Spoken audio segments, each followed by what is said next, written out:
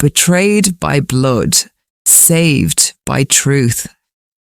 The coffee in my cup had gone cold, much like the atmosphere in the kitchen that morning.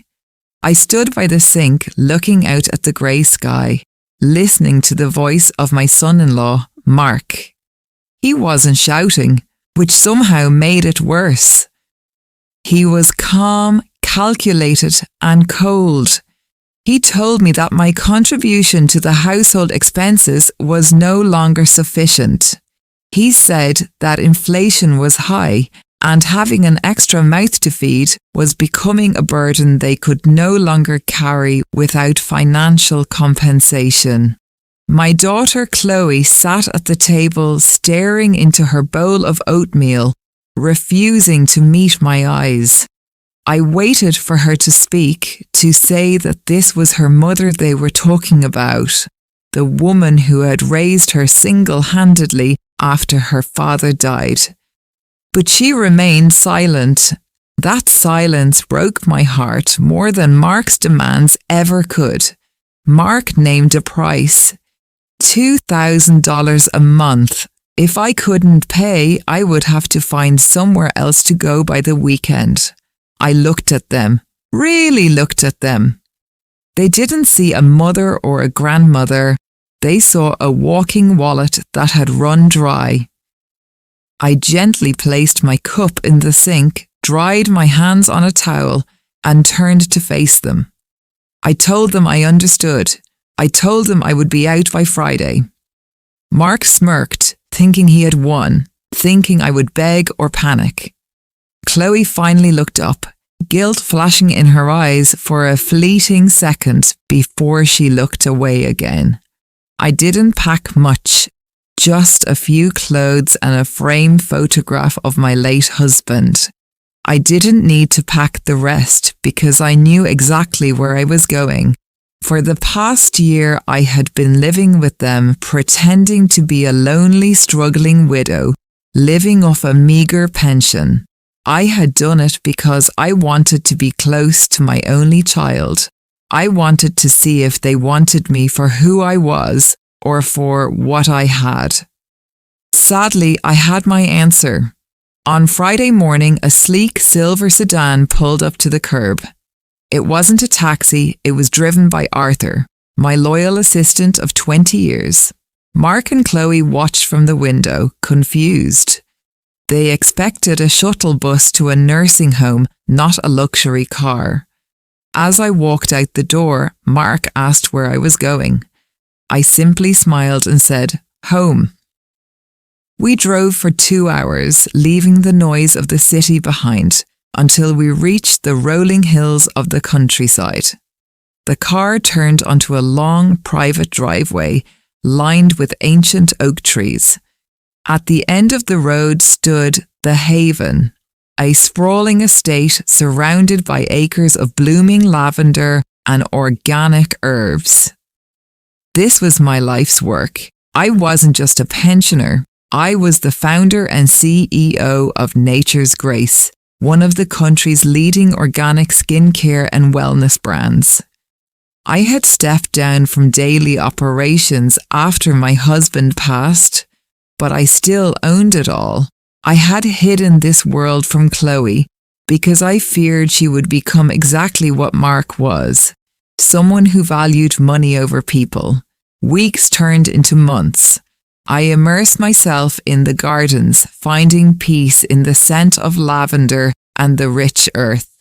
I didn't call them. They didn't call me, except for once when Mark sent a text asking if I had settled my debts. I didn't reply. Then the inevitable happened. A magazine ran a feature on the most influential women in business, and there I was on the cover, standing in my lavender fields. 2 days later, a beat-up car rolled up my driveway. It was Chloe. She stepped out, looking pale and shaken. She stared at the mansion, the staff working in the gardens, and then at me. I was pruning rose bushes, wearing my old gardening gloves. She asked if this was all mine. She asked why I had lied. I stopped what I was doing and looked at her. I told her I never lied. I just omitted the truths that would have blinded her. I told her I wanted a daughter, not a beneficiary. I reminded her of the house they lived in.